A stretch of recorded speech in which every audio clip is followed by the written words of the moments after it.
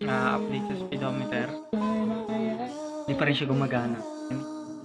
Pero hindi pa rin correct yung data niya. Kakatapos ng pala yung firmware, nagpala yung buhok ko ng jogging ko. Parang tulog.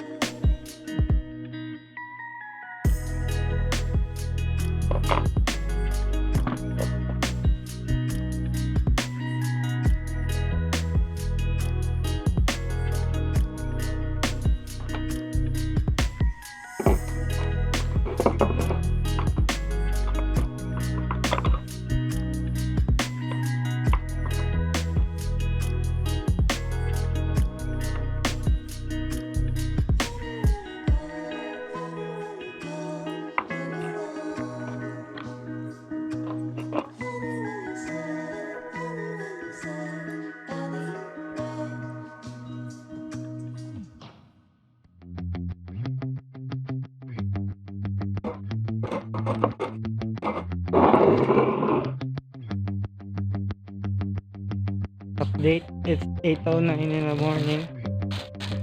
Hindi pa namamatay yung ano nito. Bakit? Namamatay na ba? Ito, papatay pa lang.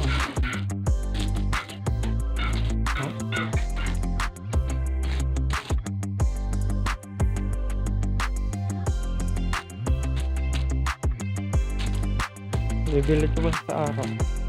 Check ko na rin kung na-detect mo. 7 PM na, kakagising ko lang. Ito siya, tinis ko. Lagay ko sa plastic, baka umulan. So what's up guys, it's me, Ayon. So ito pala yung final update sa may speedometer ko. Kung nakikita nyo,